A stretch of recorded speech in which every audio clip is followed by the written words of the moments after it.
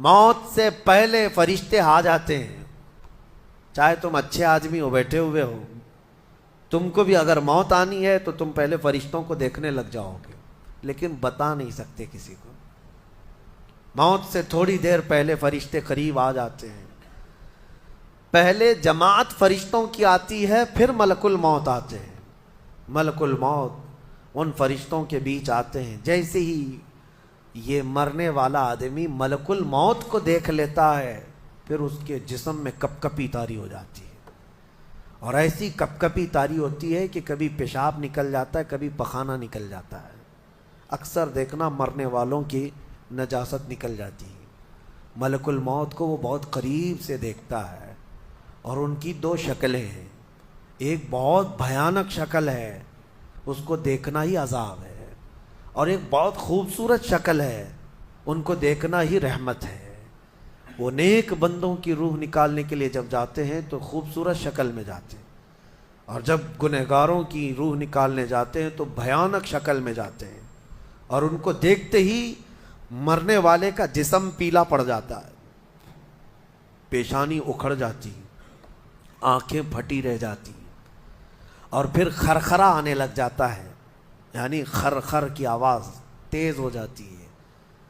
وہ بولنا چاہتا ہے اپنے پاس والوں کو, لیکن بول نہیں سکتا, بند ہو جاتا ہے. یہ وہ وقت ہے جب اس کے توبہ کا دروازہ بھی بند ہو جاتا ہے. اب اگر فرشتوں کو دیکھ کر کوئی توبہ بھی کر لیا, ایمان لایا, تو اس کا ایمان قبول نہیں. اس وقت سے پہلے پہلے تک جو بھی ایمان لایا یا توبہ کیا, اس کی توبہ قبول ہے.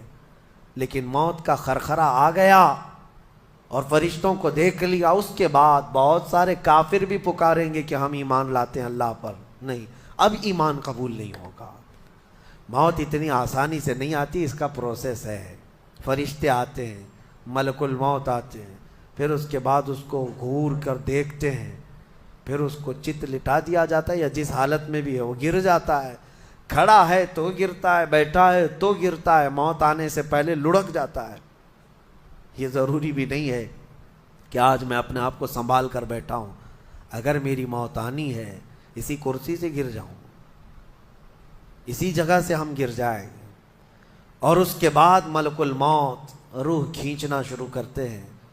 پیروں کے ناخنوں سے لے کر, ہاتھوں کے ناخنوں سے لے کر, اس کے جسم کے ہر حصے سے لے کر ناک تک کھینچتے ہوئے لاتے ہیں. اور اس کے بعد جب پوری روح نکل جاتی ہے, وہ لے کر کے چلتے رہتے ہیں, اور مردہ ان کو جاتے ہوئے دیکھتا رہتا ہے. آنکھیں سب سے لاسٹ میں کھلی رہتی. کسی بھی مرنے والے کی آنکھیں بند نہیں رہتی, کھلی رہتی, وہ دیکھتا رہتا ہے. اسی لیے حدیث پاک میں ہے, جب کسی کی روح نکل جائے تو سب سے پہلے تم اس کی آنکھیں بند کر دو. ہمیں بند کرنا ہوتا ہے, اور اس کے بعد منہ بھی کھلا رہ جاتا ہے, منہ اوپن رہ جاتا ہے. فرمایا گیا منہ کو دبا کر بند کر دو. یہ سب نشانیاں ہیں میرے عزیزوں موت کی سختیوں کی. آپ کو پتہ ہے جب رسول کریم صلی اللہ تعالی علیہ وسلم کی وفات آئی, اللہ اکبر, نزع کا عالم اتنا سخت تھا کہ بار بار حضور اکرم صلی اللہ علیہ وسلم کو پورے پانی کے مٹکے انڈیل دیے جا رہے تھے. 3 مٹکے حضور پر انڈیل دیے گئے موت سے پہلے, اور حضور اس کے بعد تھوڑا آرام محسوس کرتے, اور پھر شدت کا بخار. اور وہ آخری وقت تھا جب حضرت فاطمہ آپ کے پاس آئی تھی. حضور نے ان کے کان میں بتا دیا, وہ رونے لگ گئی. کیا کہا تھا حضرت فاطمہ کہتی ہیں, حضور نے فرمایا اے فاطمہ اب میں جا رہا ہوں, میرا آخری وقت ہے. پھر ایک دوسرے کان میں ان سے کہا میرے خاندان میں سے سب سے پہلے تم مجھ سے ملنے والی. آج یوم فاطمہ بھی ہے, سیدہ کائنات کا آج یوم وصال ہے, 4 رمضان المبارک. تو رسول کریم صلی اللہ تعالیٰ علیہ وسلم حضرت عائشہ صدیقہ کے سینے سے سر لگا کر لیٹے ہوئے تھے. حضرت عائشہ فرماتی ہیں سنو, مجھے پتہ ہی نہیں تھا. حضور حضرت عائشہ سے زیادہ محبت کرتے تھے, اسی لیے آخر وقت میں حضرت عائشہ کے ہی حجرے میں رہنے لگے, باقی دوسری بیویوں کے یہاں نہیں جاتے. حضرت عائشہ کہتی میں حضور اکرم صلی اللہ تعالیٰ علیہ وسلم کو کبھی مسواک دے رہی, کبھی پانی کے چھڑکاؤ کر رہی. تھوڑی دیر کے بعد حضور اکرم صلی اللہ تعالیٰ علیہ وسلم لیٹے لیٹے اسی طرح رہ گئے. حضرت عائشہ کہتی ہے میرے سینے پر حضور کا سر تھا وہ اتنا بھاری ہو گیا مجھے لگتا تھا کہ میری پسلیاں ٹوٹ جائیں گی. یہ حضرت عائشہ کہتی ہے مجھے ایسا لگتا تھا کہ میری پسلیاں ٹوٹ جائیں گی. ہوا کیا تھا؟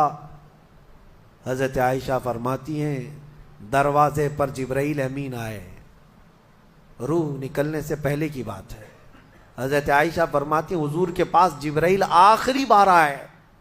وہ غمگین حالت میں آئے یا جس حالت میں ہو. حضرت رسول کریم صلی اللہ علیہ وسلم سے عرض کرنے لگے یا رسول اللہ دروازے پر موت کا فرشتہ کھڑا ہے آپ کی اجازت چاہتا ہے. اگر آپ اجازت دے دیں تو وہ آئے گا اور آپ کی روح پاک کو اللہ کے حضور لے جائے گا. اور یا رسول اللہ آج سے پہلے اس فرشتے نے کسی سے اجازت نہیں لی اور قیامت تک کسی کی روح نکالنے کے لیے وہ اجازت لے گا بھی نہیں. یہ صرف رسول پاک کی خصوصیت تھی. حضور نے فرمایا آنے دو. ملک الموت آئے اور جب حضور کی اجازت سے روح نکالی تو حضرت عائشہ کہتی ہیں اتنا بھاری ہو گیا تھا سر کہ مجھے لگتا تھا کہ میری پسلیاں ٹوٹ جائیں گی سینے کی. اور اس کے بعد حضرت عائشہ فرماتی ہیں میں نے حضور کے سر مبارک کو نیچے کی طرف کیا. مجھے پتہ بھی نہیں تھا کہ حضور کا انتقال ہوا. میں حضور اکرم صلی اللہ علیہ وسلم سے باتیں کرنے میں مصروف تھی. اسی میں حضرت ابو بکر صدیق حجرے میں آئے. پوچھا عائشہ کیا حال ہے حضور کا؟ حضور اکرم صلی اللہ علیہ وسلم کو دیکھا حضرت ابو بکر نے اور پیشانی مبارکہ پر ہاتھ رکھا تو وہ بہت ٹھنڈی تھی. ماتھے کو بوسہ دیا اور ایک آہ بھری اور ایک جملہ کہا تھا یا رسول اللہ ایک بار موت آنی تھی وہ آپ پر آ گئی. اب موت کی سختی اللہ دوبارہ کبھی آپ کو نہیں عطا کرے گا. موت کی سختی کیونکہ حضور کو انہوں نے دیکھا تھا. کئی دنوں سے تکلیف تھی. 13 دن تک حضور پاک صلی اللہ علیہ وسلم کو تکلیف تھی. 13 دن تک. حضرت ابو بکر کہتے ہیں یا رسول اللہ اب موت کی سختی دوبارہ کبھی نہیں آئے گی. جو اللہ کا وعدہ تھا وہ پورا ہو گیا. پورا کھل کر کے رو بھی نہیں پا رہے تھے ابو بکر صدیق اور اپنے اندر دبا بھی نہیں پا رہے تھے. موت کی سختی انہوں نے دیکھا اور اس کے بعد کہا اے عائشہ کیا دیکھ رہی ہو؟ اللہ کے رسول ہم سے رخصت ہو چکے. پھر انہوں نے آ کر مسجد میں اعلان کیا اے لوگو اللہ کے نبی کا انتقال ہو چکا. اب مجھے یہاں یہ بتانا ہے اگر موت سے کوئی بچ سکتا تھا تو سب سے پہلا نمبر تو رسول اللہ کا ہونا چاہیے تھا کیونکہ اللہ کے سب سے محبوب نبی وہی ہیں. جب رسول پاک صلی اللہ تعالیٰ علیہ وسلم کو بھی موت آئی تو میاں ہمارا اور تمہارا شمار نہیں. چاہے 100 سال زندگی مل جائے لیکن مرنا ضروری ہے. بہرحال یہ باتیں بڑی طویل ہو جائیں گی. موت کا تذکرہ اس لیے بھی میں زیادہ کرتا ہوں کہ حدیث پاک میں ہے مومنوں کو یہ تذکرہ کرو تاکہ ان کو گناہوں سے نفرت پیدا ہو جائے اور آخرت کے سفر کی تیاری وہ شروع کریں. اللہ کریم ہم سب کو دنیاوی خرافات سے محفوظ فرمائے. دنیا کی لذتوں سے اور یہ فانی خرافات میں مبتلا ہو کر آخرت بھولنے سے اللہ ہماری حفاظت فرمائے.